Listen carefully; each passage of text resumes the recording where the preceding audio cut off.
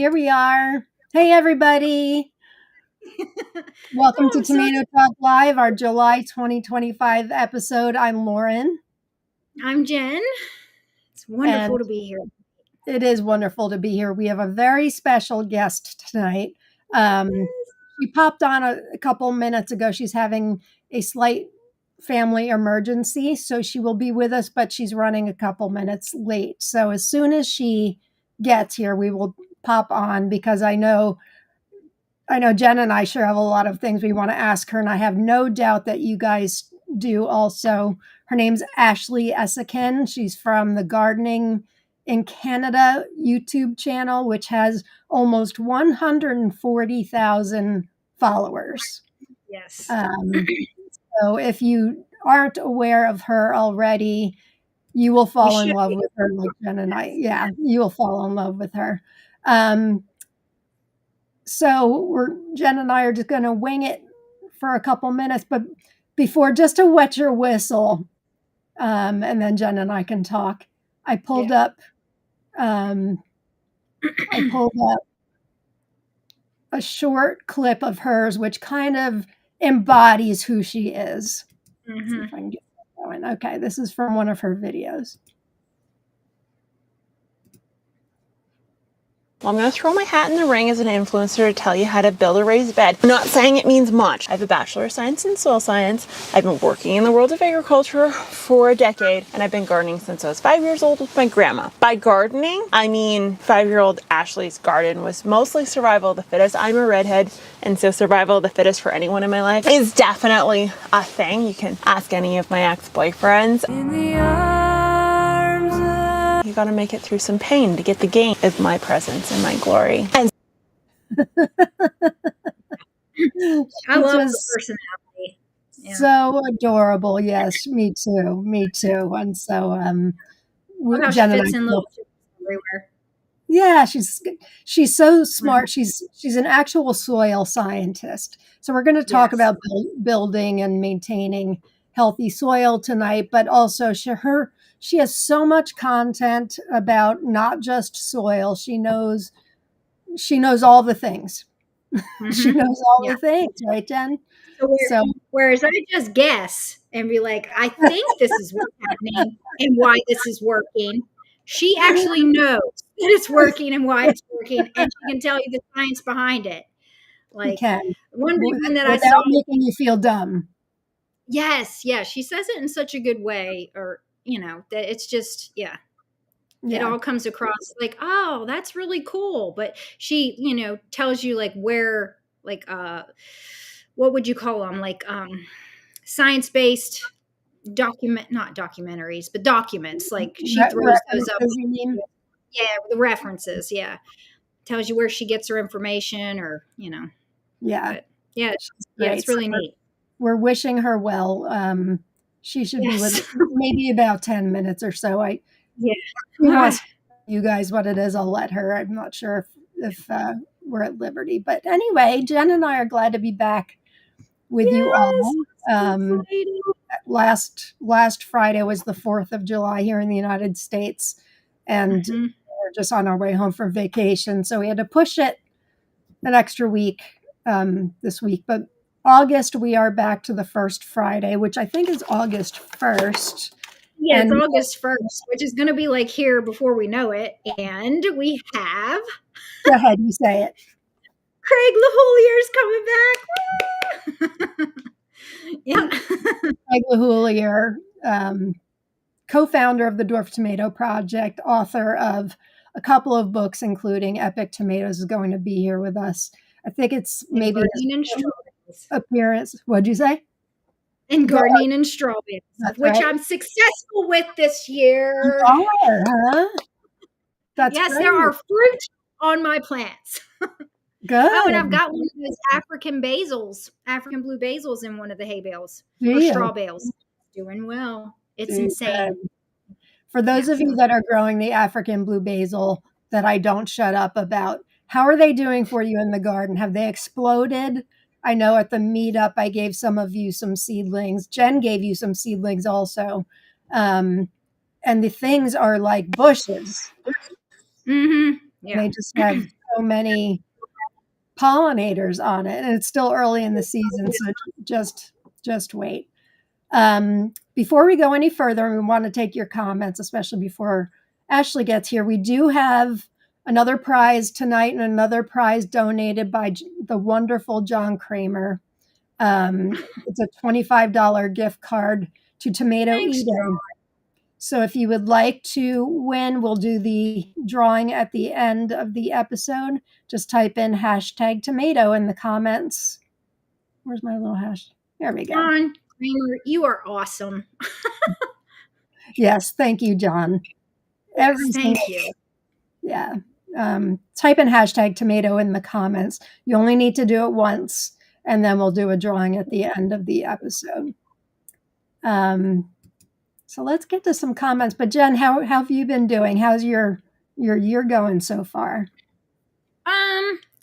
It has its ups and downs. I had that aphid issue, but I've gotten it under control finally. But now that the heat and the drought's back, my plants they got some disease, which bums me out. And then I just don't even want to look at it. I know. Isn't that the truth, though? Is anyone else like me where I am just, I'm like, I'm gung-ho, April, May. I spend hours and hours and hours. Well, I have those 2 huge gardens, and I'm like, burning the candle at both ends. And then when it's actually time, like I've got harvestable fruit on my plants, but because they don't look as good as they did before, I just don't want to go into the gardens. Well, it's so sad. I'm ridiculous, I know. Like I went out yesterday. Oops, I think Ashley's here, actually. Oh, hi, Ashley! Bring her on. That was. Oh, no. We're so glad you're here and everything's okay, right? Yeah, I knew it wasn't bad because when he called me, it was just, oh, can you just come pick me up? Yeah, okay.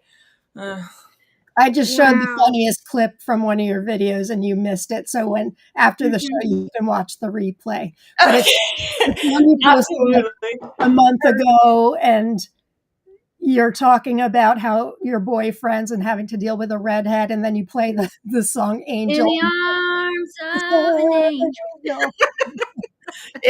Yeah, that's about right, yeah. I just watched a video. I was telling Lauren beforehand where you said something about you wanted it wet, but not P. Diddy wet. I about lost it. I about peed my pants. I was like, oh, God, no, she didn't. Yeah, you did. I'm chronically online, so I mean, it's going to happen. It's going to happen. For those of you that don't know Ashley, and I would be surprised if you don't, but make sure you subscribe to her socials. She's at Gardening in Canada. She's got almost 140,000 viewers from all over the world. And I heard you say in a video recently that you have more followers from the United States than you do Canada. Yeah, way over. Like I think 50% probably for Americans. Yeah, it fluctuates, but no, it's definitely. We just don't have the population here, right? Like there's just not that many people. Right. That makes sense. Yeah. Well, thank you so much for being here with us. I told you I was going to fangirling too. I'm a big fan of not just your channel, but just you and the way you present science material, because I've been growing tomatoes for 30 years. I'm not a scientist. I can breed like amateur breeding, but I mean, you present things where I can understand it and in a really cute way. Oh, I'm glad. That's the goal. Yeah. Make it accessible, make it fun. And it is make us smarter too. Yeah. So for those of you writing comments, if you can do me a favor, and I don't usually ask this, but if you have a question for Ashley, if you can just put a Q in front of your comment, I'll try to make sure we get as many comments on the screen for her, because I know you're going to have some. Well, Ashley, before we go on, can you introduce yourself and your background? Sure. Yeah. Okay. So my name's Ashley. I'm up in Canada. The zones don't translate the same way. I'm about a zone 3, which is the equivalent to an American zone 4, very loosely related. So it's colder. And I've been gardening since I was like 5 years old with my grandma. That's where it all started for me. And then it was biology, plant science all through high school. I was obsessed with it, just all different shows and you name it. And then I went to university, and I went to the University of Agriculture and Bioresources, the University of Saskatchewan here. It's like one of the top 5 universities for agriculture. Oh, And wow. so there's people internationally that actually go to that college wow. specifically. Yeah, it's pretty cool. We got some pretty heavy hitters in that college. So I went there, and I initially was going to go just for agronomy, which is essentially plant science and soil science together. Hmm. And then more of the on a large scale. So that we're talking like big agriculture. I didn't go that route. I ended up falling in love with a professor. Her name's Dr. Fran Wally, and she is a soil scientist. I just loved her. I thought she was absolute boss. So I immediately changed majors, and I did a major in soil science, minor in plant science, and the rest was history. From there, I worked in various different summer students jobs, all of which were like research and development. And then I moved into research and development throughout my entire 20s. From around like late 20s, I started the YouTube channel, and it's just obviously taken off to the point where it is my full-time job pretty much at this Is point. it good for you? So yeah. Yes, that is the dream, right, Lauren? Yeah. Yeah, someday. When did you say you started the YouTube channel? I want to say it was so I started it a long time ago, if we're being totally honest, like very long time ago. Initially, like I think right out at university, but the internet wasn't ready for that sort of content. It was very heavily science based. I wasn't very good at presenting it. I wasn't good at making it digestible. I was talking like a educated person, which is ridiculous because I really am not that personality at all. So I was kind of, yeah, it wasn't the greatest. And then I also was not ready for the internet trolls. I was not ready for it. So I ended up quitting. But 2020 hit, and everyone started gardening. Everyone started doing plants. Because of COVID. Yeah. So my whole house has always been plants. My yard's always been garden. And so everyone in my immediate circle would always texting, calling, emailing, like, hey, how do you do this? How do you do this? And so I was in a group chat with a whole bunch of girls, all of which decided they're going to start gardening. And my one friend was like, you just need to make a YouTube video about the repeated questions that keep on being asked, and then just send it in the group chat. So I did that, but I had no intention. I did not think it was going to go anywhere at all, like literally at all. I filmed it on a camera, like on my phone, no mic, no nothing. And now here we are, I guess. I know. Well, Yeah. clearly you've hit a nerve. I mean, I told Jen, you know all the things, but you present it in such a user-friendly, palatable way, and you're just so authentic and down to earth. You're addicting, basically, and you've got so much content. So yeah, I was scrolling through it today a few years ago, and I'm like, well, I'm not in Canada. And then I watched one episode. I'm like, oh, you don't need to be in Canada. She knows. I know. Yeah, that was like the one thing that I get comments on a lot. I still think about it. I'm like, man, again, I didn't mean to start the channel, so I just named it whatever it was, and it was a poor choice, obviously, because gardening in Canada, it doesn't apply to just Canadians at all. So yeah, but oh well. I'm not going to change it I just now. figured out today what geek crew meant, because I was thinking GEEK, and I'm like, what? Who are the geek crew? And then it's GIC. GIC. It's just like, Wait, what? I missed it too. I always say the geek crew, and it's the GIC, like GIC crew. I said GIC because that would make sense, like GIC, and then I said GIC crew like a few times, and then everyone was commenting. They're like, this is a missed opportunity. It should be geek. And I'm like, okay, fine. Yeah, I hear you say that in your videos, and I just assumed it's because we're all geeky about plants. I was thinking, yeah, like, that's fair. I want to be a part of the geek crew. Yeah. Me too. I am a part of the geek crew. I was going to say you are, but yeah. Subscribe button. That's all you need to hit. I see we're already getting questions. I told you, Ashley, we've been promoting this, and everybody's like, "Oh, we love Ashley. We love Ashley." So good crowd tonight. That's crazy. Thank you. Here's a member of ours from. If you don't know, by the way, it's your first time watching, Jen and I are co-admins of the group Tomato Lovers Collective and Swap on Facebook. So we do have members from there watching tonight too.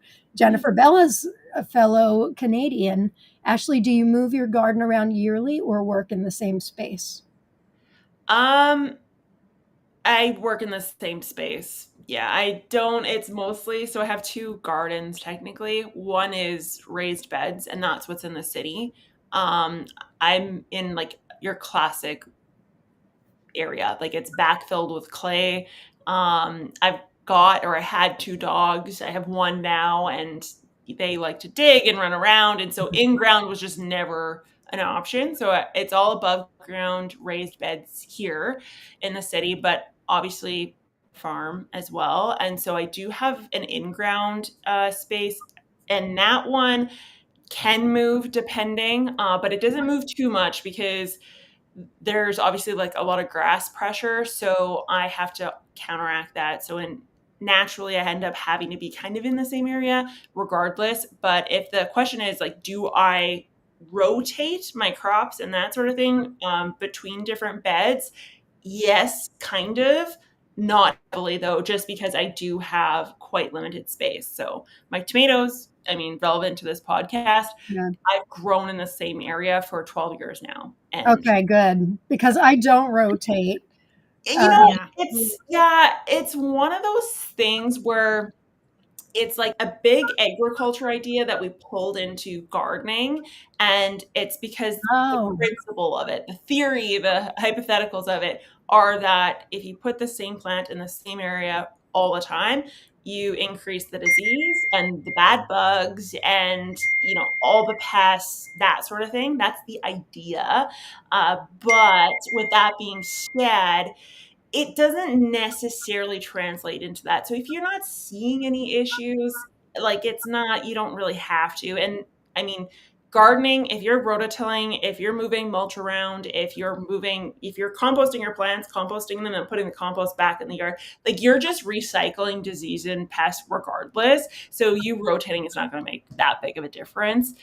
But that's where the concept comes from. It's from Big Ag because that never struck my mind in that sense, because unless you have a farm, I do not, although my husband would probably think we do. I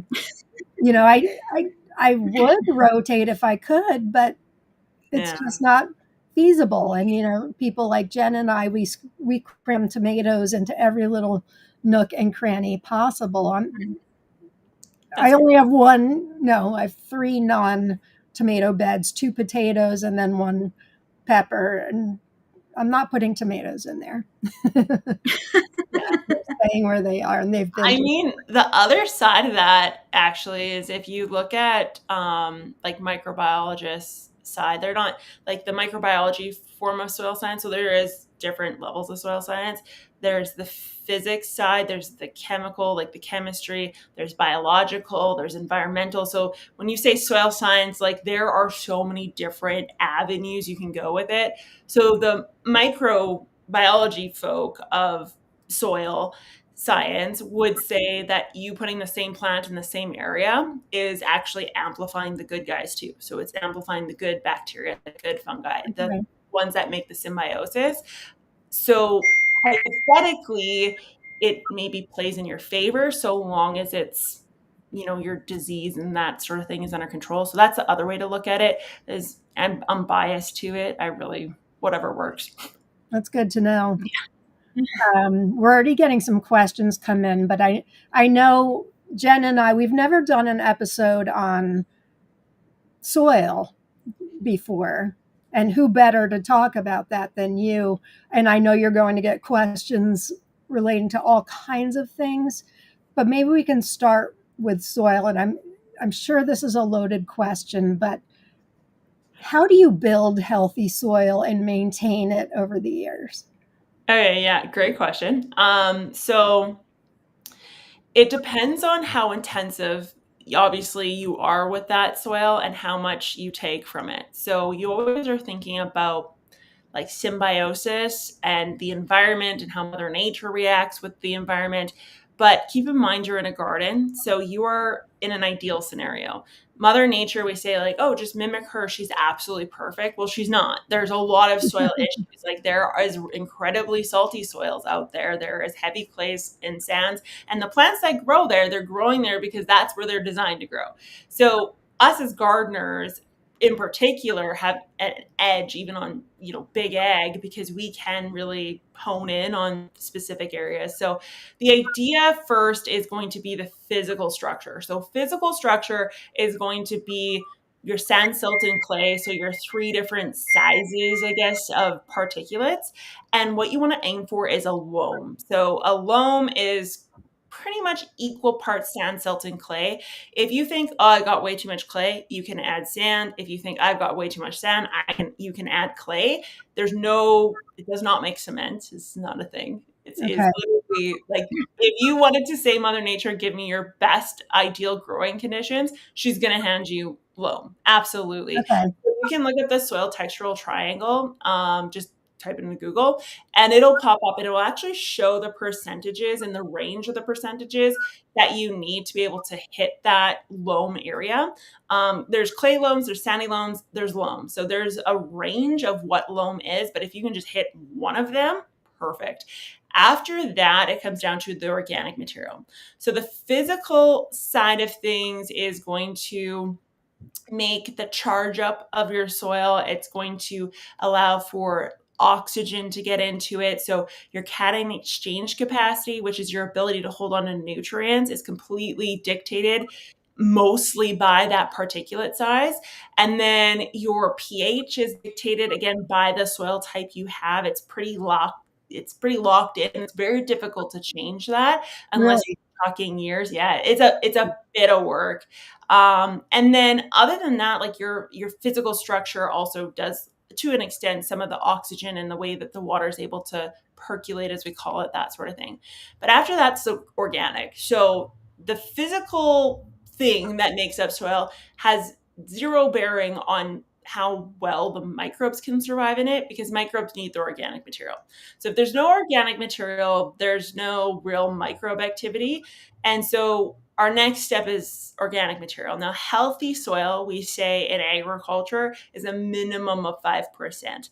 But in ideal world, if you wanted straight black gold, you want somewhere around like 15, 20, 25% organic material.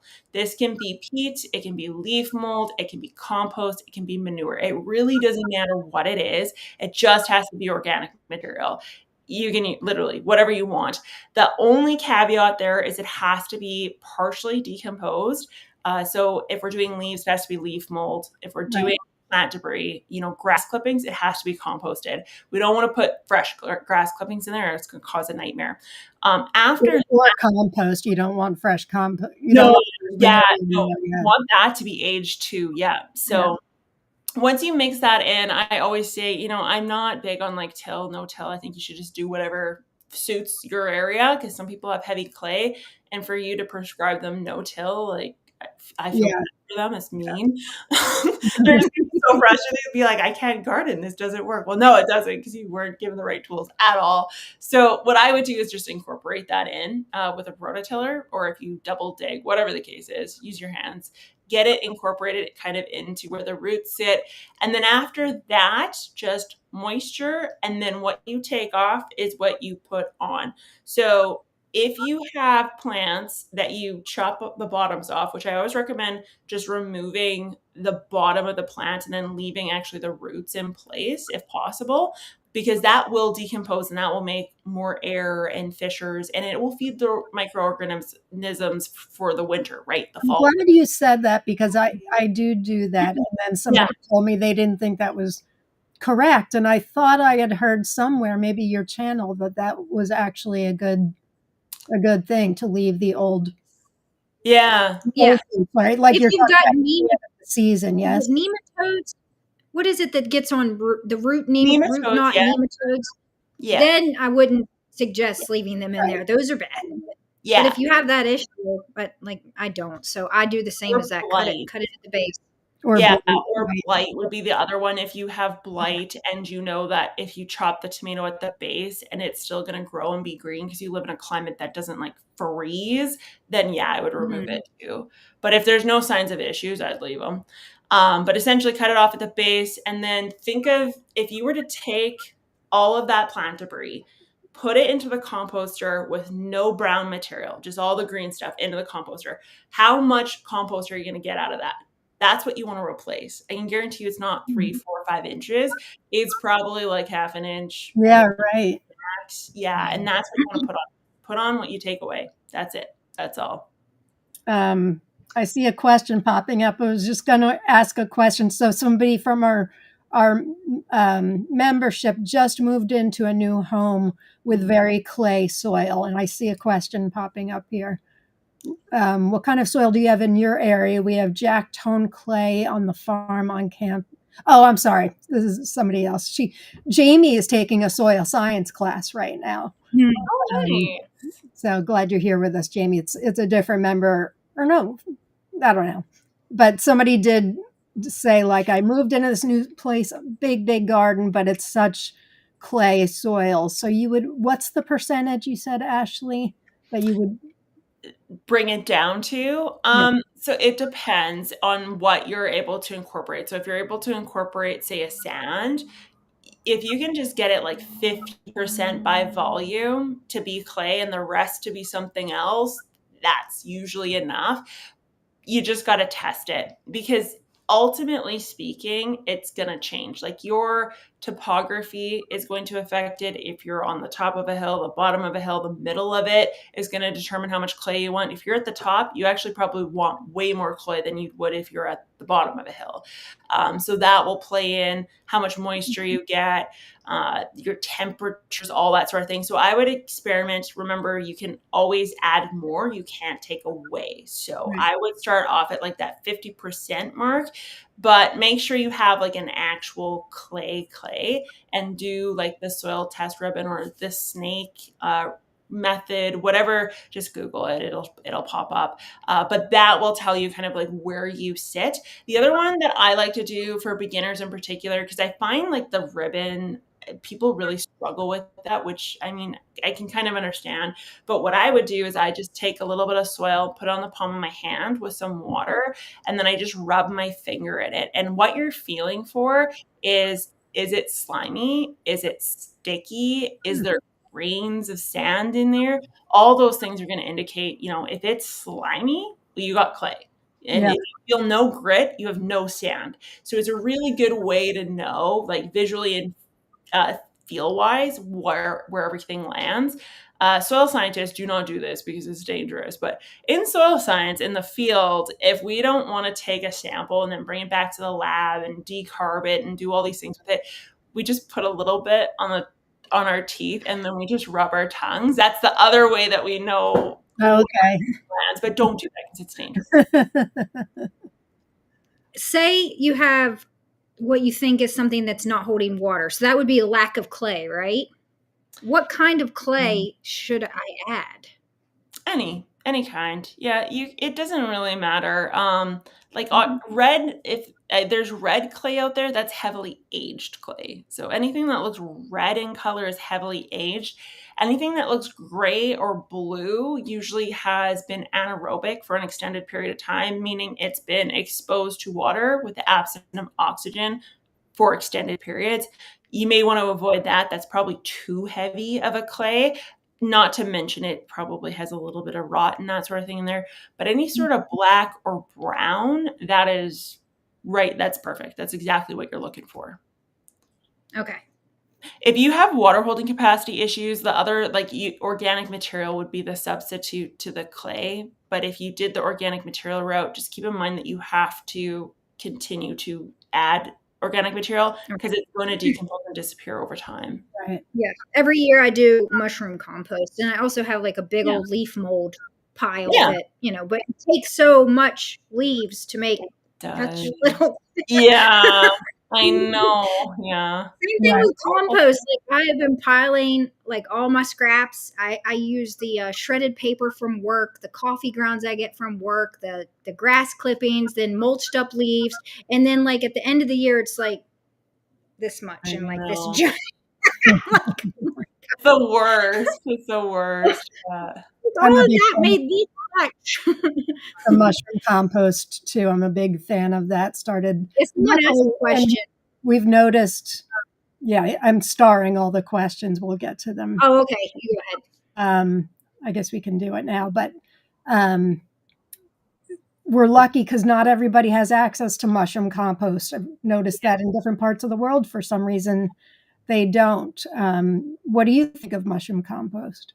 It's fun. Yeah. Yeah. There's no real inherent bad compost or manure. People always say, well, goat, deer, cow, which one's better? They're all the same. There's very minute differences.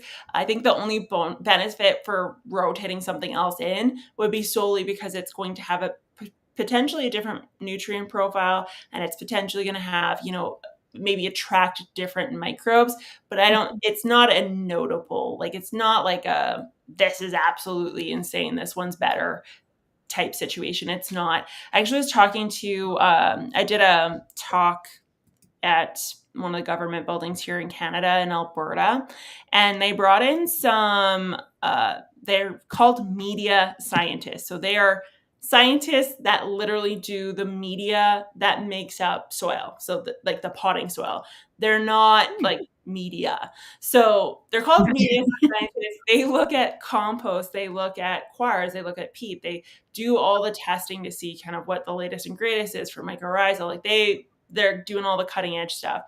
And there's a group out of Utah, I think it was, and they do SunGrow is the name of it. But they do a number of different potting soils. So a number of different companies, both in the US and Canada. And I was talking to their lead, like their head honcho girl. And she said that compost and quire are their nightmare. Because if they find a provider of quire or they find a provider of compost, it changes because it depends on the batch. So it depends on how long they soaked it to get rid of the salinity. It depends on what went into making that compost. So they have to do tests on every single batch. And then every single batch has tags on it to let them know. So if they start getting all these calls like, hey, this potting soil is killing my plant, they then know like, okay, clearly the compost in that batch was bad. So they do bioassays test on this stuff. So even if you were getting mushroom compost from the same supplier every single year, it's different. That makes sense. They cannot make it identical. It's impossible. It's impossible. Yeah. I've noticed that sometimes it's more broken down and then other times it's not, and it's like hot and I'm just like, I gotta let this sit for a while. Yeah. Yeah, it's crazy. It's crazy. You don't think of that, but it's logical. Like when she said that, I was like, yeah, it makes sense. How would you? It's impossible. So. You turned me on to something recently that was like a silicone. Oh, yeah. Silicone in the soil. Tell us more about that. Okay, so it's Si on the periodic table. It is an element. It's an element just on its own. It doesn't need any attachments to it. And so what that is it is a product that is uptaken into the plant and it helps the plant build a stronger plant. So if we think of silicone, like the actual silicone that you put on stuff to build it, and you think of how it's flexible, it's really tough, like to even pull it, like it is a structural element. That is what it does to the plant. So it helps build up a plant that is more resistant to disease. It's more resistant to bugs. It's more resistant to stress. And the reason for that is because It doesn't lose water as quickly. The cell walls are a lot thicker, so bugs can't bite through it. It makes better roots even. So if you have like issues with cutworms or nematodes, that can help as well. There are obviously products you can get to put in the soil, and then there are potting soils in Canada. I don't know about where you guys are that actually have a technology in it. It's called Resilience. It's RES capital SI because they're mimicking the periodic table lens. And that product they will mix into a potting soil, and that will make a potting soil that then has that silica in it, because it won't naturally be occurring in a potting soil. And that is kind of the limitations of potting soils at times. Your natural soil can and will have silica. It just depends on how bioavailable it is. So it's not like a copper, it's not like a boron, it's not any of those elements where if you over apply it, you're going to hurt your plants. That's not a thing. So if you're even in doubt of it, you can still get the product, put it on your ground. It's not going to hurt anything. If we're talking like a micronutrient, normally I'd be like, no, don't do it. But this thing doesn't even qualify for macro, primary, secondary, macro, micro. It's just like, it's not even on the list that we have. It's complete new science. It's really interesting stuff. It's very interesting. And you had mentioned in whatever video I watched that it can be found in rice hulls. Yeah. I ordered some rice hulls naturally, because if Ashley says it's good, it's good. And, I should have brought it over, but I grow micro dwarf tomatoes indoors, and I get a lot of fungus gnats.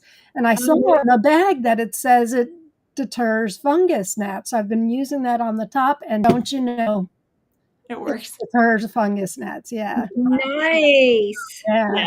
That's it's good stuff. I maybe don't do products justice enough, but I just don't think to mention products. But yeah, no, it's a good product. All right, let me go back to see some of our audience questions. Here's some. This may be the person who told me about you a couple of years ago. We call her Malachite Jen because she loves Malachite box tomato. I've heard conflicting info on whether mycorrhizal fungi is beneficial for house plants and container plants. Curious what your take is. Yeah, so that's fair. So mycorrhizal fungi is an interesting critter. We say it like it's one. We say like, oh, it's mycorrhizal fungi. It's one fungi and it takes care of everybody, but it's not. That is a very big encompassing term. So there are different species that form symbiosis with different plants. So these symbioses are something that have been made in their native habitats. So that's where the myco is coming from.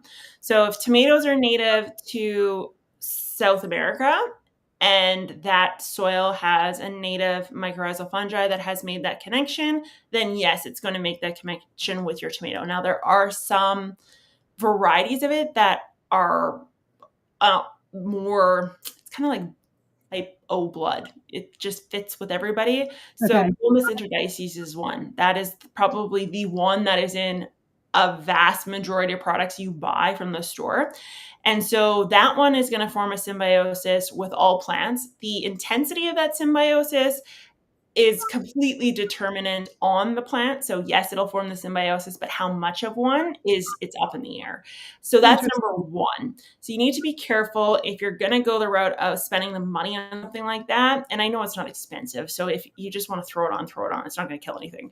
But if you want to it can be expensive. It can be, yeah. I just don't like spending money on stupid stuff. And it's like, that's like my thing. I don't know. I'm cheap, I guess, but YouTube doesn't pay enough.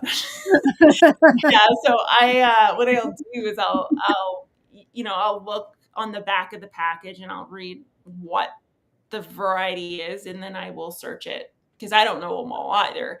Say like, does this form a symbiosis with XYZ plant? It'll say yes. It'll say no. Maybe it'll give you some stats on like the percentage or the likelihood or the conditions it needs to be able to form that symbiosis. So all those things can factor in.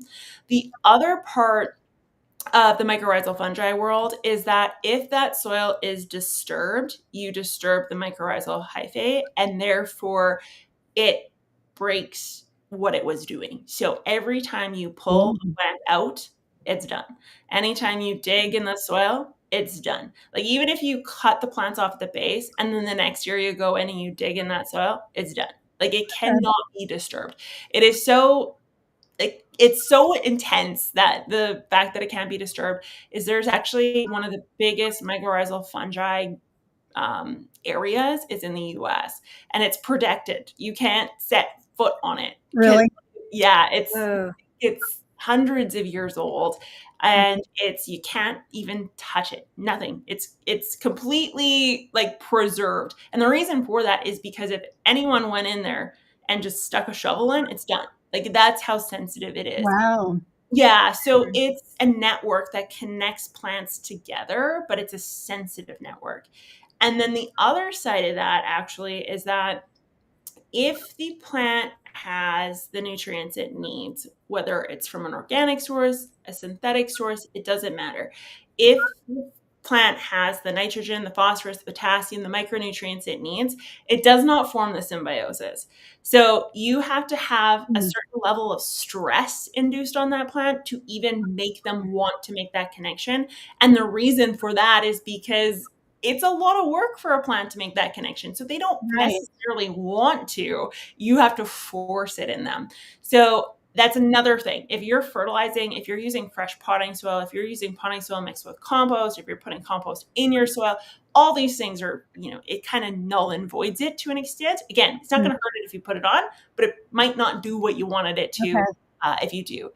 If you have a area that you planted, you're leaving it, you don't even want to look at it again. We're talking orchards, trees, shrubbery, perennial gardens, whatever the case is. That is a great opportunity to apply it because that is an area you're probably not going to fertilize a whole lot. You're never going to touch it again. That area, it makes sense. So that is where I would use it. And that's where I have used it in the past. My garden, I'm digging it up way too many times for that to make sense for me at all. So, yeah. I normally sprinkle a bit on the roots when I'm up potting to its final space. So that's a little stress, right? Or do you think it's kind of pointless? Yeah, no, that would be stress. Yeah, no, that would be a stressor for sure. And you would get you're going to get some of that symbiosis happening, either ecto or endo. Again, that's another way to look at mycorrhizal fungi, but it'll form and it will form throughout the entire summer. And it's going to do some work for you, especially if you're not, fertilizing all the time and you are getting it and forgetting it. It's going to make a little tiny, hyphae ball. It's just not going to become huge. Like sometimes I feel like they advertise it as. It's not going to infect your soil and stay type thing. But for that season, it's definitely going to do some work for you. So that it makes sense in that scenario to do it. Yeah, absolutely. The only thing if you do it is just make sure you mulch and make sure you water because mycorrhizal fungi is the same as mushrooms. It needs that moisture. And if you let it dry out, it destroys all the hyphae. It's a very sensitive system. So you need to make sure heavy duty mulch and lots of water to be able to just nurture it as much as possible. So every time you say something, I'm like, that's two more questions I want to ask her. But you brought up fertilizing. Tell us your thoughts on fertilizing. Obviously, you've heard in the tomato world, everybody has, not their old wives' tales, but something that's worked for them for like 30 years, fish in a hole. I'm sure eggshells, you've heard them all. And then some people fertilize very regularly. I do not. Tell us your thoughts on fertilizing. Sure. Okay. So it depends on what you're doing. Or if you're container gardening and if you're gardening in soil, it's two very different things. I will say, this is maybe just my belief. I feel like I have enough data to back it up. But things like eggs, fish, spaghetti, all that crazy stuff, it's fun. Don't get me wrong. You can do it. You can do it. I'm completely okay with you doing it. I do mad scientist experiments all the time in my yard. My neighbors think I'm crazy. You can test for microbes in your soil by digging underwear into your raised bed. So I've done that episode. It was so cool. Yeah. So I do that all the time. So if you're putting eggs in your bed, Trust me, you're not as crazy as I am. But what I will say is it takes time for that to decompose. So, and it also attracts pests. Now, I don't know what your pest level is in the US or what that looks like where you are. Where I am, it means mice, it means voles, it means critters I do not want to encounter. So if I put a fish head underneath a tomato plant, which I did one year, and my dog dug the tomato plant up. It happened. Oh, I was so bad. I was like, wow, I was trying to experiment, and here we go. So got a nice silky coat after that, but it has to decompose. So if you're going to put stuff in, what I would do is I would trench compost it. So you have your tomatoes, and then you have a line down the middle. If we want to put eggs, if we want to put fish heads, if we want to put spaghetti in, put it in the middle of the two plants. What's going to happen is it's going to decompose and it's going to release and leach that nutrients over time into the surrounding tomato plants. The roots, if they want it, they can go to it. If they think it's too intense, too gross, too disgusting, they won't go near to it. At least give the tomato the option to choose where it wants to go. Don't I've never heard the spaghetti one. That's a new one to me. Yeah. So, and that's just it. Not there's no wrong way to do this. Like you can do it. There's no rights. I say like don't do it, but that's just because I just in where I am in cold climates, it's not going to happen. Eggshells will last for 5 years here because the soil, once it gets cold, it's done. The microbes are over it. They're not doing anything for the whole winter, and then they'll kick up. So I literally have 3 months of decomposition happening in my soil. So if I was to do that, I would end up with fish heads for 5 years because I would only have 3 months a year of decomposing. But if you live in an area, lots of moisture, lots of heat, high microbe activity, I would just trench compost down the middle if that's what you choose to do. The other thing to keep in mind is that we think of eggs as calcium. So we think when we look at an eggshell, we grind it down, we're like, wow, look at all this calcium. But that's not all calcium. There's not a whole lot of calcium in there. A lot of it's nitrogen and carbon and other nutrients, all of which are valuable to eggs, but you can't associate that with that's going to cure my calcium needs. Same with fish or anything like that. It's not going to treat what we call the acute issue. So if I'm in the season and I'm like, okay, I've got blossom end rot. I know it's not watering. I know it's not pH. It's got to be calcium and magnesium. You sticking eggs in it or watering it with vinegared eggs or whatever is not going to treat the issue. So if you want immediate action, you have to use something that's immediately available. It can be organic, it can be synthetic, but what we need to find is a label that has a percentage by volume. If you can find the label and it says 2% calcium, great. That's what you want to put on there. If you can't find that label, then it's probably not going to treat your acute issue. And it's more like an insurance policy for the future. So just keep that in mind. It's not a quick fix by any means. I did hear that just recently that people think putting eggshells in the hole is going to solve their blossom end rot for the year. But I heard it really, unless you're grinding it down, you said putting it with vinegar and making it water soluble, it really won't be for this year. It can be for future years. Is that? Yeah. There's a couple nutrients out there. So there's like copper is one actually as tomato growers you may want to consider that you can foliar apply. So you spray it onto the leaves. Yeah, magnesium is another one you can spray onto the leaves, foliar apply, and they actually can make a big difference. Like Jen, did you find that you like the copper addition? Like it made a difference for you? I do that for disease resistance, and yes, it really does push down. And we had so much rain this April, May. Like there was a lot of flooding because I'm here in West Virginia, and we had some really bad flooding. It just rained and rained and rained, and the disease was kept at bay for quite a long time until the aphids took hold. Oh God, gardening. But I found a way to fix that. Molasses. I did a foliar spray of molasses, and gone within 24 hours. All the aphids. That's It was good. crazy. Yeah. It was sulfured or unsulfured. Do you remember? It was. I got it on Amazon. It was agricultural. It was meant for Oh, spraying it was okay. No, that makes sense. molasses. Yeah. They must not like the sweetness because they either it either killed them or deterred them because I did find some like underneath of the leaves, like you could see their dried up dead carcasses. Oh wow. Maybe it did have sulfur in it then. I maybe fried them a bit, but that's good. Yeah. It seemed to work. I haven't seen an aphid since, so. There you go. So in case you're joining us late, we're here with Ashley from the Gardening in Canada YouTube channel. Please feel free to ask questions. If you could put a Q in front of your question, I can try to make it out more. I know we're getting a lot of wonderful comments here.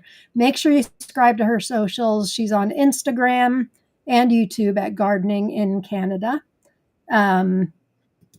And we are giving, John Kramer has donated a $25 gift card for Tomato Eden. So we'll be doing a drawing at the end of the episode. Just make sure you type in hashtag tomato in the comments. I have a question, if I could. What are your thoughts on what is it? Hydrogels. Yes. So like I used this year because I found last year we had an awful drought, and I am someone that does not like to water, like ever. So I put those in this year. It seems to be helping, but then again, also this year we had all those flooding, so I don't know. And I know that over the years that like they break down. Are they bad for your soil when they break down, or? No, it's natural. It's actually stuff that naturally occurs in our soil to begin with. Particularly once it breaks down, like maybe the chemical structure to begin with isn't natural, but it becomes exactly what soil is. So there's that makes it not terrible for anybody.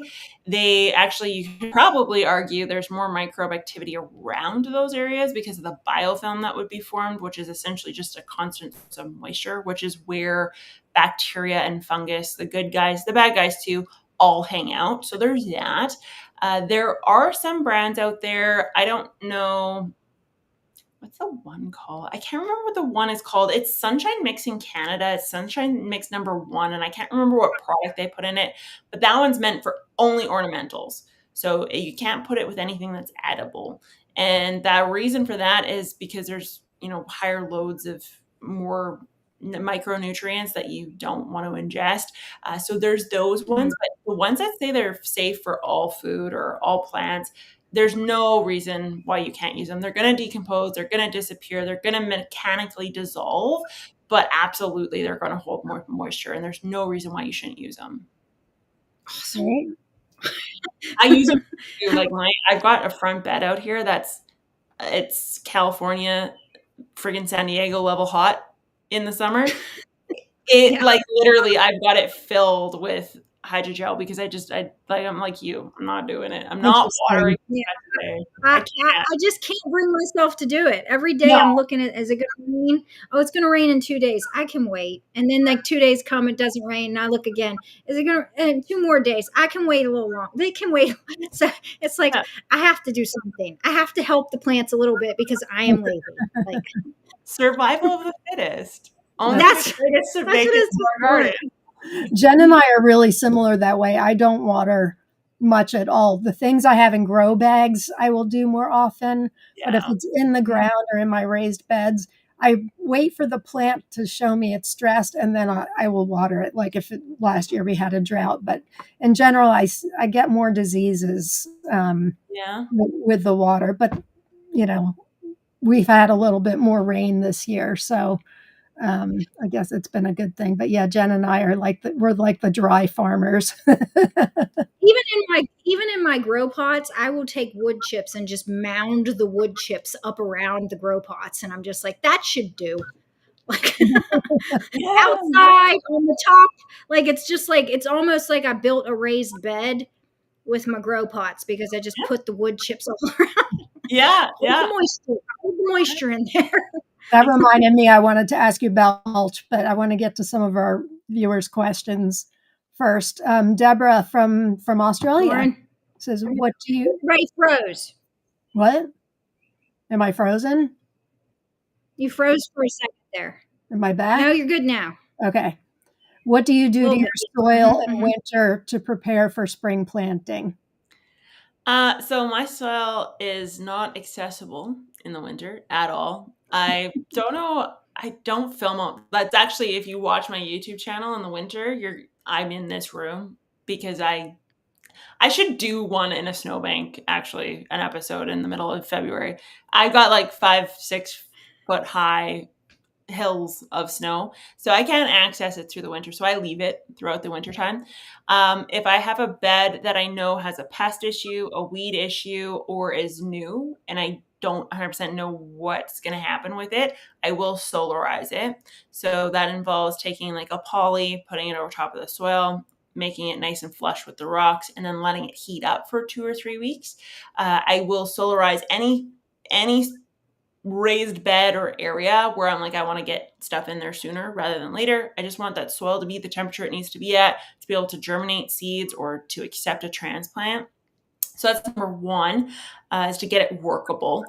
The other thing, once it is workable, I will add usually a little bit of the compost or the manure. I did manure this year. I'm not picky. I just get whatever's on sale. And I'll just mix it into like the top layer of the soil. And then after that, everything gets planted. I don't do, granular mixed in. I don't really go into what we call the rhizosphere and manipulate it too much. I'm in raised bed though, so that's maybe part of it. And then I will, after everything's planted, if it's seeds, I leave it until it germinates. And once I get some true leaves, then I will mulch it. If it's transplants, I will immediately mulch. So that's like the only time where I separate mulching from not mulching. If it is an in-ground bed, so if it's like the bed at the farm, I will till it and I will till it and I will till it. And I don't mix anything into that garden because it's way too much to be able to do. It's too much land mass. The reason why I'm tilling it is because the weed pressure is insane out there. It's the grass and thistle and you name it, it's got it. So the constant tilling is what breaks that up. It's also a heavier clay in that area. And there's a number of different reasons for it, but I do till that because I just can't be bothered with trying to navigate no till. Like if I lived out there, it's 30 minutes from the city. If I lived out there and I had the time to every day, assess it and get it ready, fine, but I don't. I go out there maybe once every 2 weeks. I can't maintain it, so it just gets tilled and it's done. Yeah. And I mulch it. I don't do any of that. So it's just very basic, very basic. And then what do you like to use for mulch? I've been using straw mulch the past couple of years, but I heard you mention like leaves and things like that. Do you have a preferred mulch or even things that you recommend you don't use for mulch? Yeah, so my preferred, I actually don't have access to anymore, and that is grass, but I made my entire yard Yeah. So grass isn't existent, but I really like grass clipping. Okay. It is my absolute favorite. Obviously, cut it before anything turns into weed seed because that obviously is going to put weeds in your garden. Second favorite is going to be leaves, but specifically shredded leaves. So I've tried leaves not shredded and I've tried leaves shredded. There's a big difference between the two. Shredded is like leagues better. So that's my preference for mulches. The other one is like, it's a new product. It looks identical to straw, actually. It's called Typha. Now, you're not going to have access to this, I don't think. You can look at this TYF or TYPHA. And so what it is, it's cattails that have been shredded down. Wow. And it makes like a nice straw. And it's nice. Like I really, really like it. It comes in bales that are like pretty compressed. And yeah, I personally think it's a miracle product. Wow. Straw, I do like straw. If it's again shredded, it's all about that shredded. The finer the material, the better the mulch. I don't like wood chips. I don't like hay. I don't like straw that hasn't been shredded within an inch of its life. None of those are my favorite. Depends on the bed. So my tomato bed, I really like hemp mats. So they're literally reusable mats and they have like a little slit in the middle. You put it around the tomato stem and you just leave it. And it keeps moisture in, it keeps pests out, it stops the soil from splashing up on the leaves when you water. It stops, you name it, it gets rid of it. No weeds, no nothing. And it's like a thick mat. Do I have? Actually, I might have one. I have a small one in here, but it just looks like this. Huh. But they come big, like they come huge, like giant, and it has a slit down the middle, and then you literally just put it around the tomato stem. Done. I do that if I don't have any seeds planted around my tomatoes, if I don't have any other plants to put around the tomatoes, and if it's very like monoculture organized, I use those every time, hands down. If I'm doing seeds or it's like chaos gardened or whatever, I won't do it. But if it's organized, then that's absolutely my go-to. The other option, if you didn't want to do hemp mats, because obviously they cost money, they are reusable and they last a while, but still cost money. Cardboard, just make I your was own. going to ask you about cardboard. Yeah, I got no issue with it. I prefer it not shredded, only because it'll blow everywhere if it is shredded.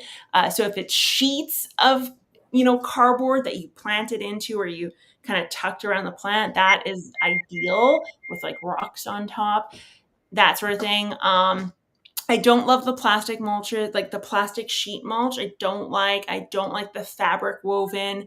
The reason for that is because I don't have like a watering setup where I water underneath the mulch. I water over top. So I have to have something that like goes through. I can't have pooling. And I find I get a lot of pooling when I use some of those sheet mulches. So that one I'm not a huge fan of. For tomatoes also, actually I use I don't know what they're called though.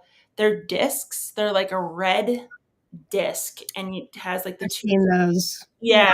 Mm-hmm. I like those in the containers because again, I water. It doesn't, potting soil, how it, moves away and you're going to see your tomato roots and stuff. It really roughs things up. Those discs, you just water into the disc. Yeah. Mulch, it holds the moisture in and it doesn't disturb the soil around the root. So that's another one that I really like for, again, tomatoes, peppers, that sort of thing. That's a very standalone item, but yeah. Does the red color, I've heard that the red color does something. Is there truth to that? Yeah, actually there are studies on that. Yeah, so it's not like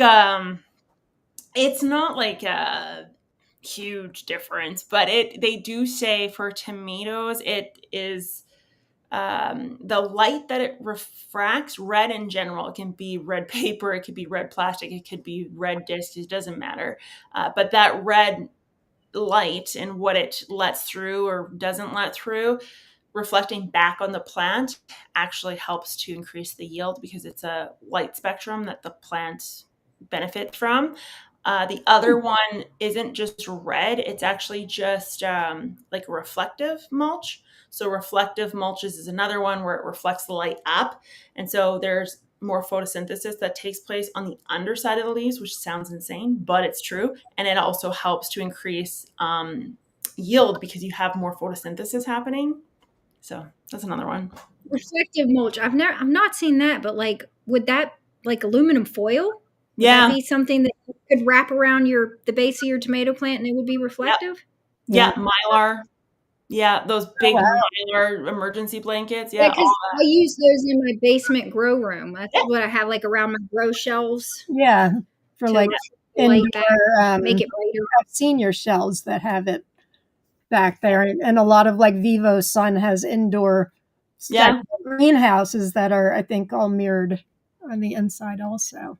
Yeah, like if you have a shadier location, if you plant like heavy condensed planting, and you think that light may be like a limiting factor, just reflective mulch. Throw some Mylar down on the ground. You can put it up on the sides if you wanted, but just that extra reflection, while minor, is enough to actually cause some benefits. So, and that's a study. Both of those are studied. Very cool. Hope says she feels like she has too much organic compared to inert.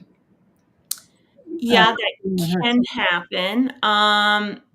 Signs that it's happening, you can do a test.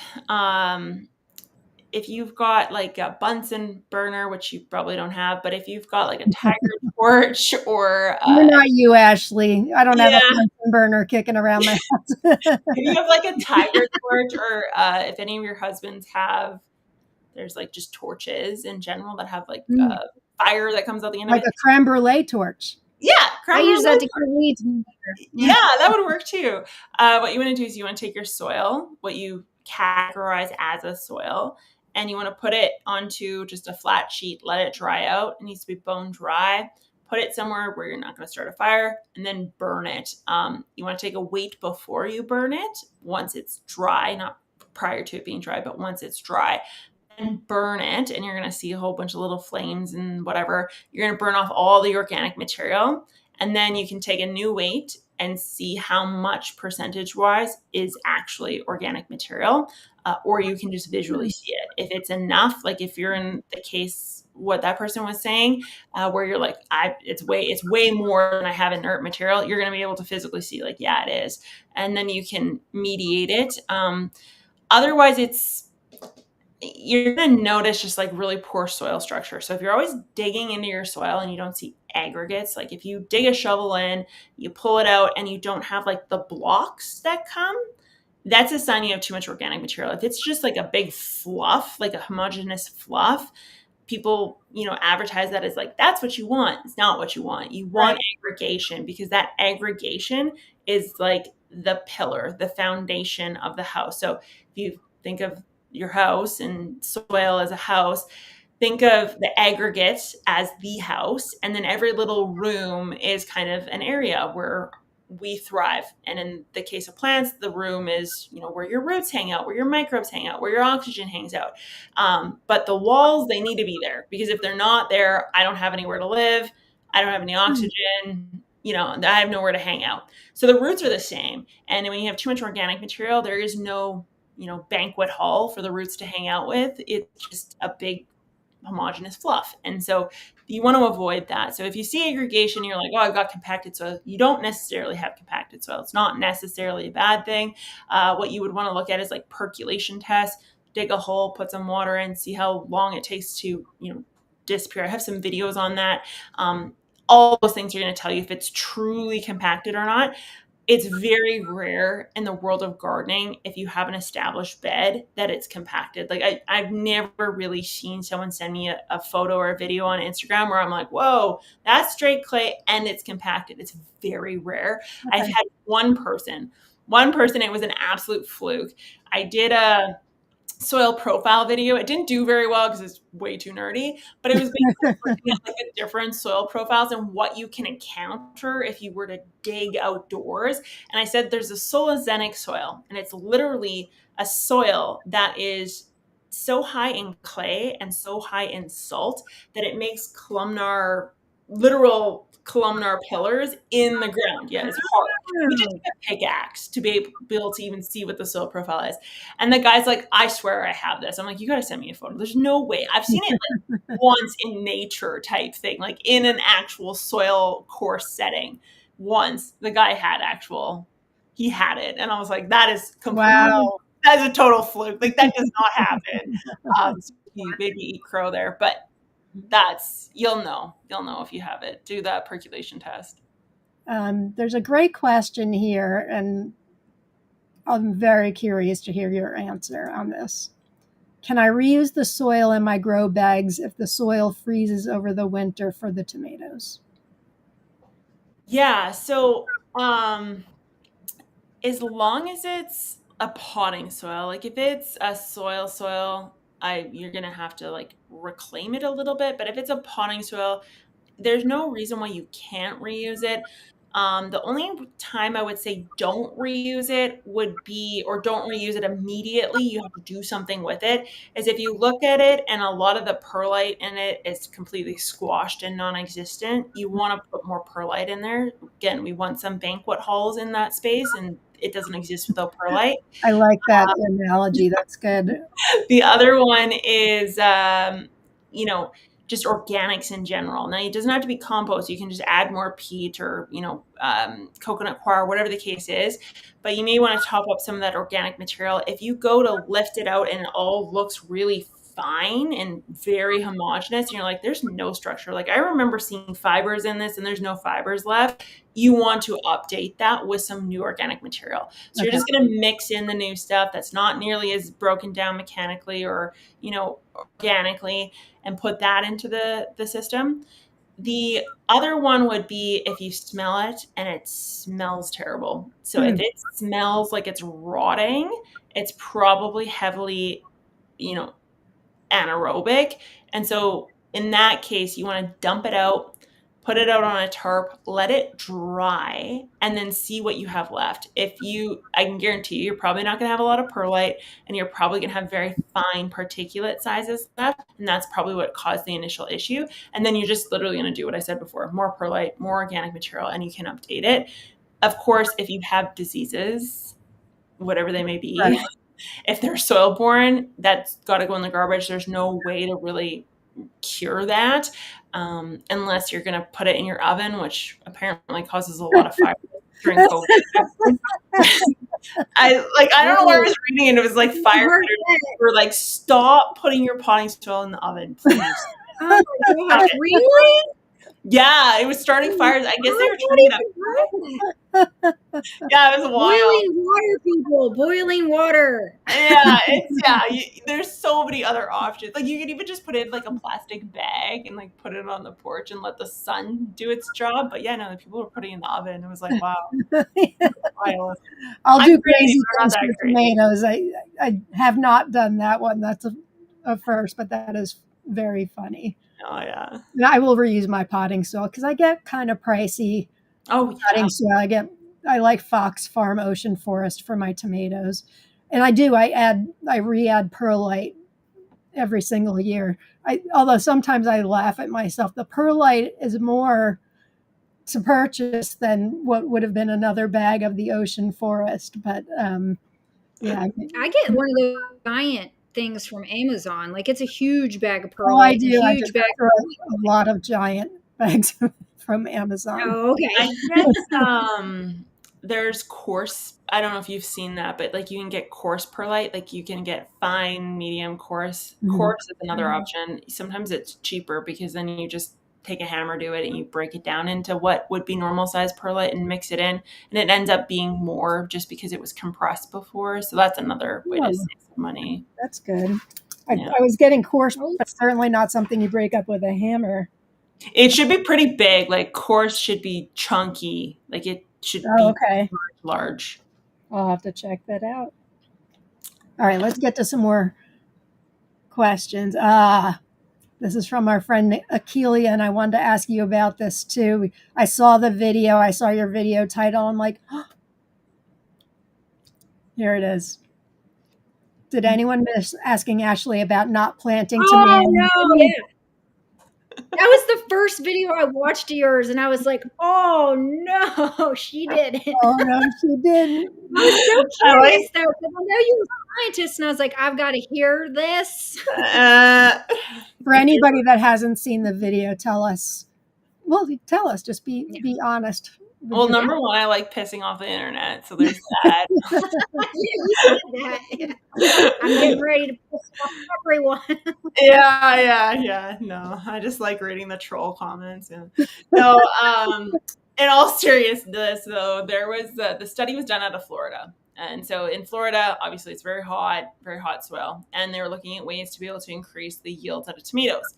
And we know from plants, all plants, they have a certain heat capacity in which their roots like to be in. Too hot, it can't uptake nutrients, it can't uptake water, and it can't form the proper rhizosphere, symbiosis that needs to happen. The opposite of that is if it's too cold, it can't take up nutrients, can't take up water, and the microbes can't, come to fruition. So the idea was to plant them deeper. And yes, when they were planted deeper in these really hot soils, we got higher yields because we put them in the temperature zone that they needed to be in. So if you're in a colder climate, or if you are just in a shadier space, you got to use a little bit of your own nuance to this. But if you're in any of these areas, it would make sense to put it at the height that is the temperature that your tomato roots need to be in. So where I am, if I dig down in May or June, Oh, it's still frozen. Like right. it is cold down there. So what we need to do is I need to elevate it, bring it up, and then obviously, put it a little bit higher than what you normally do.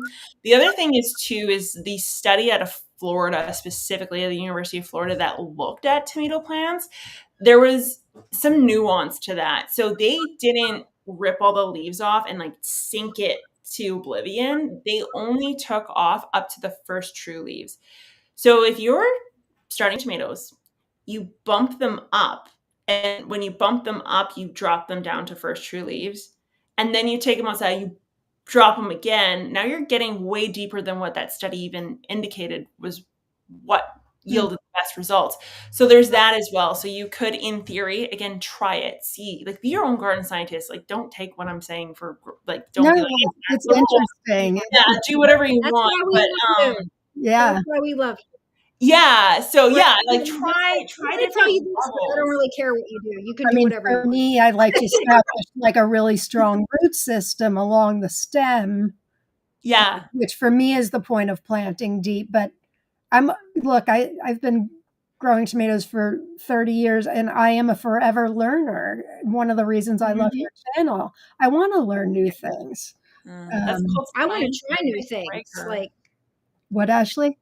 That's called scientific rigor, actually. Oh, I'm a scientist. So, in the world of science, regardless of if it's soil science, medical science, whatever the case is, there's like two divisions of science. Like there are the dogmatics who are, this is the rules. Newton says there's gravity, there's no other options. And then there's like the dreamers, the guys that have like what we call scientific rigor, which are like, hey, yeah, gravity exists, but like, does it? Does it really? That's where I I'm gonna land. test Where it out. yeah, we can reverse that. Like I'm pretty sure we could know.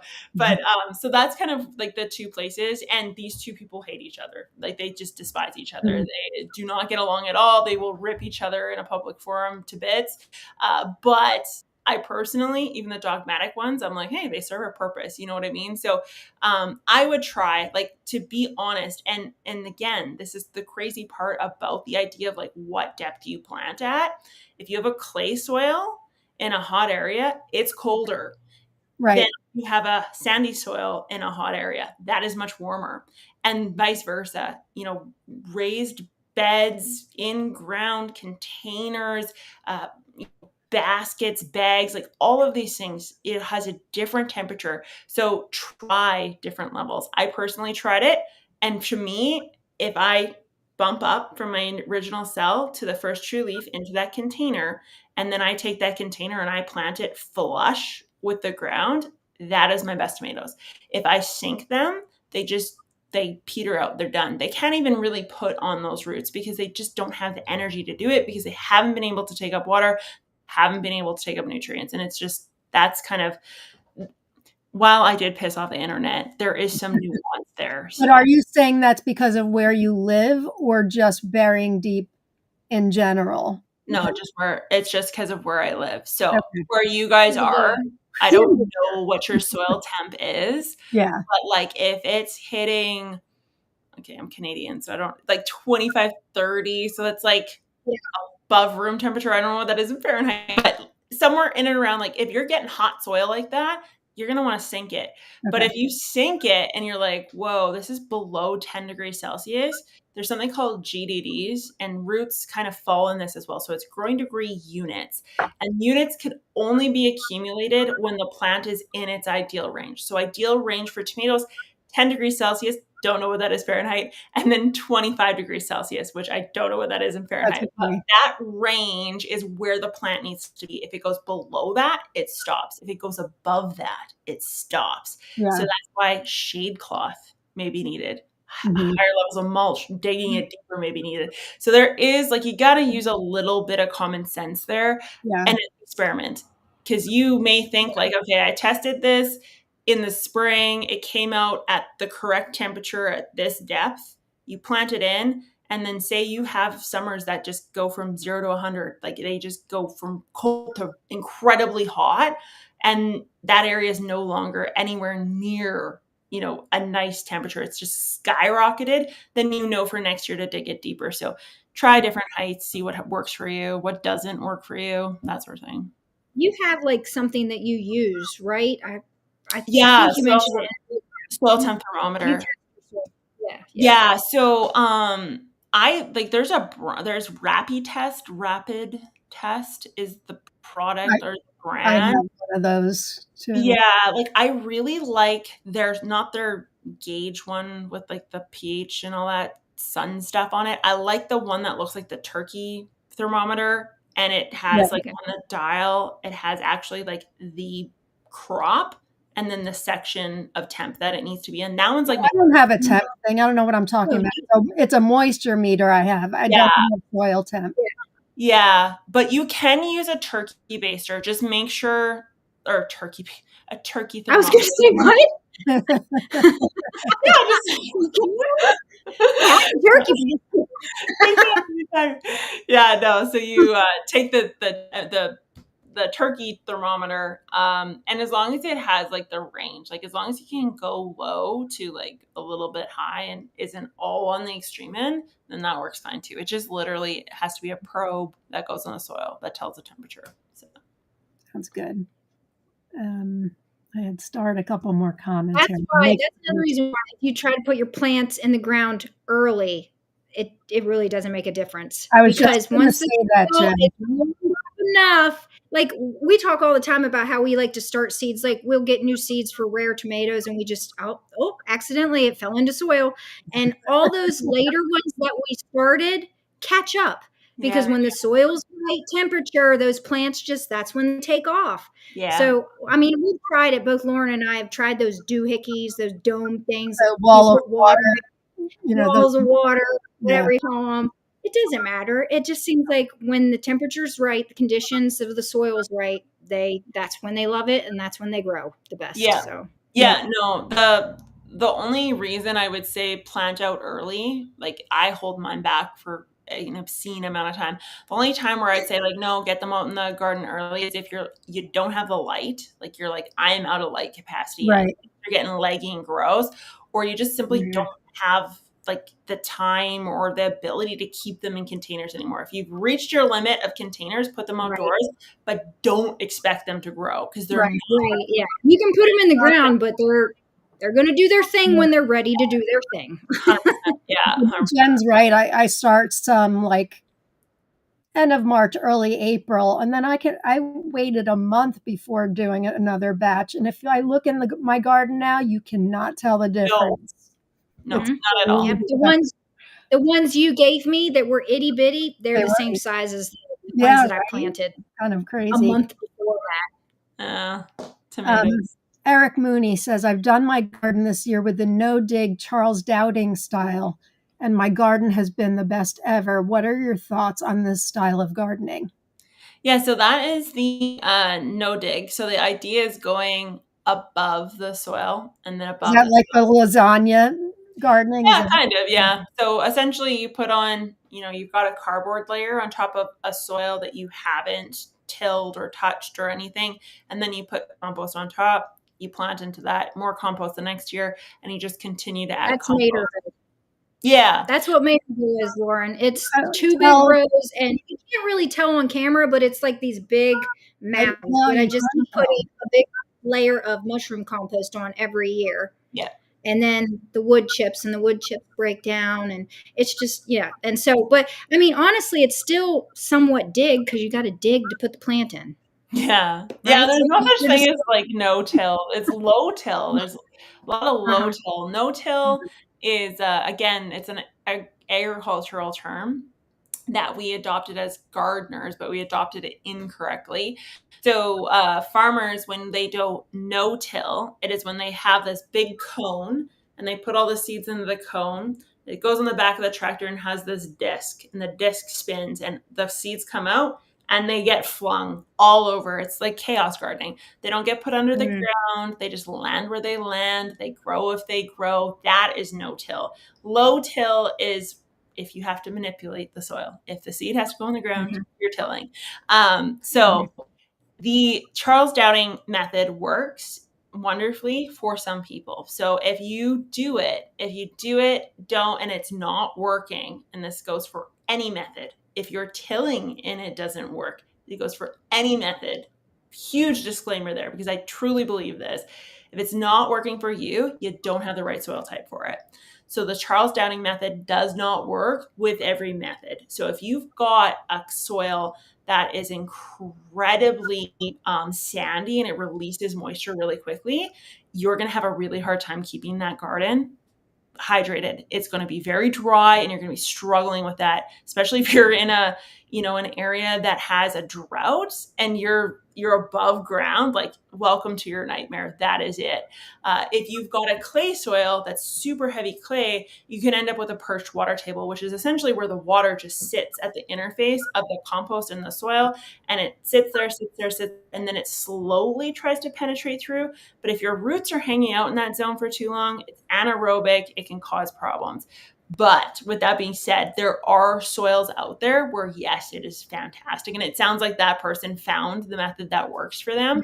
But if you're doing it and you're like, man, I just suck at gardening, nothing's working, try a different method, because it's probably not Charles Downing method that's the problem. It's probably the soil native to your area that you have that's causing the issue. Very important. And what about hugelkultur? You have thoughts? Yeah, so that's another good one. So I could never do it here because it would dry out way too quick. I live in the prairies, so the Great Plains kind of goes into the US a little bit. That's where I am. So it's really cold, really dry, and then it's really hot and really dry. It's basically borderline a desert, but with like a little bit of a spin. So it's really not, like, hugelkultur is not going to work for me. I think that if you are a beginner gardener, I wouldn't go for it, because it has a lot of, you have to really know what you're doing. You have to be able to gauge the plant's response to stuff. So for example, as a new gardener, if you did this, you may not know the wood should be semi-aged, and you don't want to put fresh wood in it, because fresh wood's not going to hold moisture the same way an older piece of wood will. A partially rotted log is going to hold moisture. That's going to help. When you go to put the soil in, you really want to make sure you're packing it into all the spaces, because if you have these big banquet rooms that are way too big, there's too much air and you get air pruning. So you kind of get lost in the void. The roots get lost in the void, and that's going to cause issues. So that's another one you kind of want to be a little bit careful with. But if you are like a veteran at gardening and you're like, no, I just want to try this, then give it a shot. It was actually developed in Germany by a woman who had disabilities. So she didn't want to weed. She didn't want to have to bend down, and she didn't want to have to, like, old school water with like buckets and that sort of thing. So that's actually where it came from. She used decomposed logs because it had a lot of moisture in it. She packed the soil in, and then she obviously grew on what is the hugelkultur. And the idea there was she didn't have to bend over. She didn't have to bend over to weed, and she had that continual moisture source. So it's another one where, if you have the right conditions, like maybe you're in an area that's really humid and very moist, then that probably is going to work wonderfully for you. If you're arid, good luck is all I have to say. Unless you have like in a greenhouse that has a mister in it, it will be your nightmare too. Yeah, I'm sure you see things pop up, like the fad of the moment pop up all the time, right? Yeah, and for good reason. I mean, there's people out there who are going to be able to show you a hugelkultur setup that looks unbelievable, and it's because they have the right climate. They're in the right zone for it. But unfortunately, it's false advertising for everyone to follow it. And I think that can be with everything, can't it? Because what works for me isn't going to work for you, isn't going to work for somebody down in Florida, right? It's crazy. Like, even people in the same zone, like, zone 3, if I was to tell someone blanket approach, like I just was walking up to another gardener who's, gardening a couple blocks down, and I said, like, this is what I do in my front yard. I've got a big tree. I've got a lot of sun on this end. I've got like a whole bunch of brick. It's crazy. But if someone else is somewhere else farther down with no trees, all soil, no brick, that's different. Like, it's different. I'm going to get different results. So if they do exactly what I'm telling them to with no nuance taken into consideration, they're going to struggle, which is just wild. But that's the beauty of soil and plant science. And that's oftentimes like when I, mention a study or I mention something, you got to take it and you got to extrapolate the data from it or the ideas from it, but you don't want to get married to it, because I've done these trials before, and 1 year something works and it's like, no, this is it. Like, this is going to work for every year. The next year, absolutely not. It's just trash. It doesn't work at all. It's like the worst possible. And it's because the conditions change all the time. Yeah, the weather changes. Yeah, I always say there's pros and cons to everything, and I just keep experimenting. Like I was telling Lauren, I was like, I try new things every year. I'm trying to figure out what works. And, if the plants could just talk to me and tell me, Yeah. I love to this, keep doing this, but they don't. With AI, maybe they'll figure something out there. Oh gosh. We'll plug some plants in and they'll be able to talk back. Yeah. I don't even know what mine would say. They'd be like, what's enough here? Mine would have said this year, stop with the neem oil, please. That's what yeah. That's probably no more neem. Yeah. I mean, I was sick to my stomach from the smell of the dang neem oil. Yeah. It's strong. It doesn't work for aphids for me. No. It did not work at all. That's a bizarre pesticide, actually, how it works and stuff. I just watched a video today or yesterday from the millennial gardener I think it's from a year ago, where he was talking about why he won't ever use neem oil. Yeah.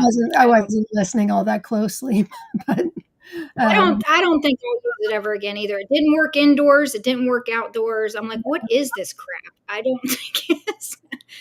Yeah, it's a wild concept. Like it depends on how it's manufactured, where it comes from, how it's processed, how it's pressed. I know he said that too.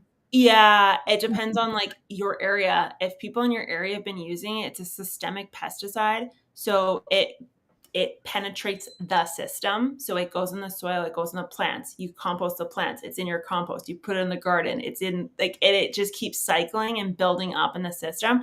So eventually bugs just get used to it and they're like, whatever, I don't care about this anymore. I'm pretty sure the aphids laughed at me while I was spraying it. They will, yeah, because the only like, this is yummy. This is so yummy. Yeah, the only deterrent is the flavor. Like, that's why the insects don't eat it. So if they've just been like continually exposed to it and forced to eat it, like they just, okay, I'm gonna eat it. It's done. They were totally laughing at me. I can guarantee it. Look at me procreate. Yeah. I can imagine. It's like antibiotics, isn't it? Eventually you get resistant to antibiotics the more you're on it, right? So turns out Jen's got like an aphid swinger party happening over there. Yeah. She's got the key bowl for aphids and it's the like they were just reproducing right in front of me. It was aphid orgy. No. with P. Diddy. Yes. Yeah. I mean, he's not off, so dripping red with neem. Yeah, instead of a freak off, it's a neem off. Yes. Yeah, exactly. Too much oil, just like P. Diddy. Sadly, we're over time, but there's one more. We went too fast. We have one more question from a viewer. What are your thoughts on vermicomposting? Yeah, I think it's a great method. Like if you've got like an indoor setting and you're in a colder climate, for example, and your compost pile freezes, which happens to me, it's a great alternative. It works good. I had one till I got a mouse in the house, and then it decided to go into my I didn't even know I had a mouse. And then I went to go put something in my worm bin, and this freaking mouse is staring at me. And I'm like, oh my God. I like put the cardboard on top of it, and I like ran it outside into a Canadian winter. And I'm like, see you later, worm. You're done. No more you. No more you. Subscribe to cat. Ashley's YouTube channel and follow her on Instagram. It's at Gardening in Canada, as you just saw for the last 90 minutes. She's delightful and informative, and Yes, you will I become thoroughly enjoyed this. Thank you so Aw. much for coming. too. I'm glad you enjoyed it. Will you please come back? Yeah, absolutely. Yeah.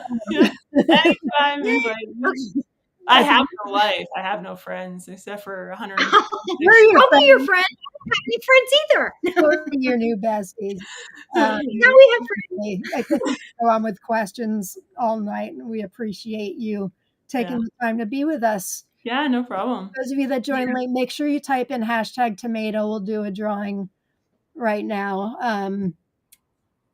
Do you want to hang around for the drawing, or are you going to take off? You need to be with your husband. Oh, yeah. Apparently my cat got into the room with my bird, so. All right. He was just telling me, like, your Me cat too, is in thank the you. bird with the room. Oh, they hate, like, Ella.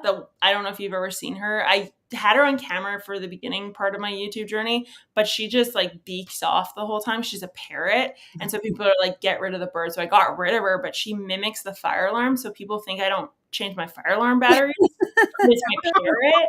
So for the podcast, like, her room is in here. Like, this is where she lives, is in this ecosystem, and I don't cage her. She doesn't go in a cage. Like, she lives in this room. So I had to move her out. So I moved her out, and I guess my husband went to open the door not knowing she was in there, and then the cat's like, Yeah. and he's too scared to touch her. So Well, thank you so much, Ashley. How do you pronounce your last name? Is it Esakin or Esakin? Esakin, yeah. Okay.